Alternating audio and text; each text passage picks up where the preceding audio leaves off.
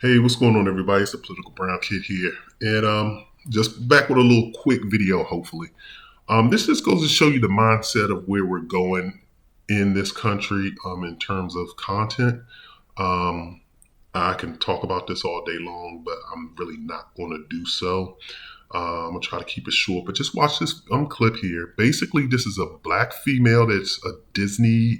I don't know if she's an executive, but she's a director. I do believe that's a title. I don't know if that's in the executive category, but she's talking about her input on. I think she said that she worked on what's that Disney show with Kyla Pratt on it?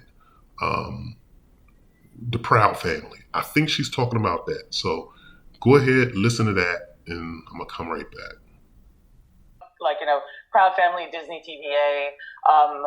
The showrunners were super welcoming. Meredith Roberts and like our leadership over there has been so welcoming to like my like not at all secret gay agenda. And so like I feel like I felt like it was. I mean, like maybe it was that way in the past, but I guess like something must have happened in the last like they are turning it around. They're going hard, and then all that like momentum that I felt, like that sense of I don't have to be afraid to like let's have these two characters kiss. Let's in the background like I was just wherever I could, just basically adding queerness to like if you see anything queer in the show, I'm proud of them. But like I just was like no one would stop me and no one was trying. So, I mean, I'm not trying to say that this is a. To me, it's concerning. I get the idea that you kind of want to be inclusive. This is kind of just it's a tricky situation, and I'm not trying to bash all LGBTQ stuff. But here's the problem that I have. But this goes to show you the intent of what I'm talking about. So she's working at Disney. So now she has authority to kind of go in, and she's basically saying she intentionally went in, what her motive to go ahead and inject LGBTQ stuff into children's content. So she said, I think she said you could see little people, like you may see some queer stuff in the background. These are her words. So I just kind of, in a way, have a problem with this. I get the feeling and the need to have representation, but I don't think that you should do this through kids' content. You know, it's another thing. Because once you start talking about sexuality doesn't need to be introduced to kids at a young age. Just let the kids watch television show and cartoons. Just let them watch cartoon television shows and have fun and fun out on the shows. But we always want to start trying to, you know, plug in our own political or whatever agendas that we have, and I don't think that that's a cool thing to do. Um, this subject matter has just been getting pushed, and it just goes to show you to the Hollywood agenda, and also to the problem that I had is that you can see her. These women, and I've noticed, and I'm going to say this, and I know black women are going to get mad at me for saying it, but it's an observation that I have made. You only see really black women or gay black men pushing these particular agendas. They don't push black on black love agendas. They're more concerned with pushing um, gay, lesbian, queer agendas over pushing black love agendas. I'm willing to go on record and say that. When you watch movies that are made, they're more willing to make a movie where a black woman is with a white man, or you have these racially ambiguous people running around with white people. They did it with The Wrinkle in Time. I've been talking about Ava DuVernay for quite some time.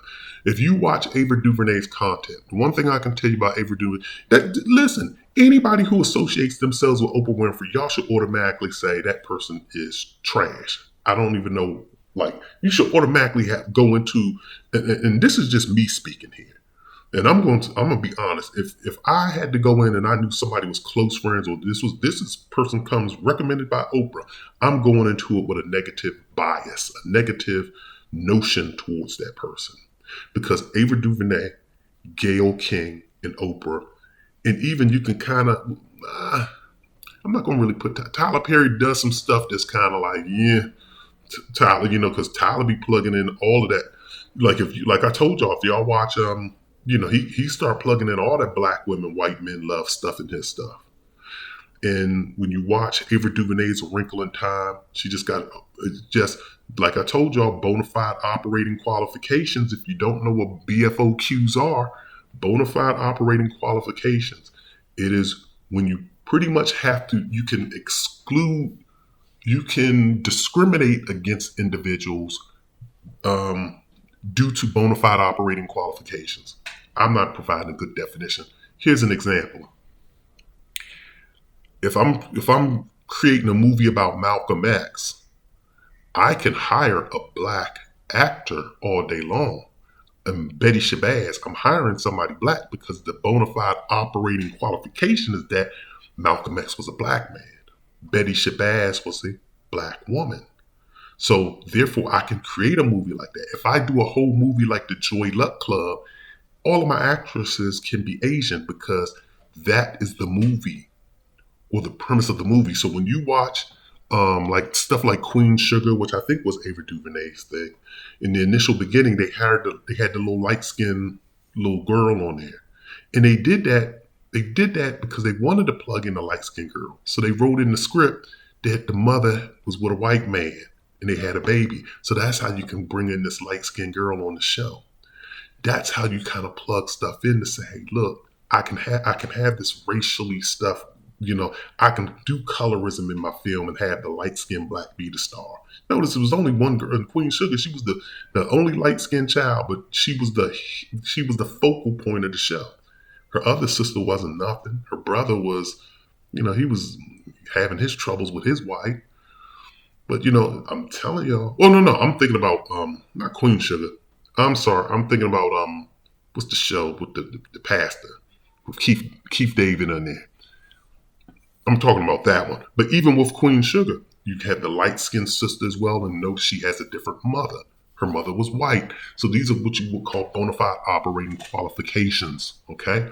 And so now when you're looking at these producers coming into Hollywood, these, like I told you, this black woman here, automatically creating an agenda for lesbianism, but they don't create an agenda to say we're going to have black on black love. They just don't do it. So something for you all to think about. I'm going to keep it short here. Leave your comments in the comment section if you have any. This is the Political Brown Kid. I'm out of here.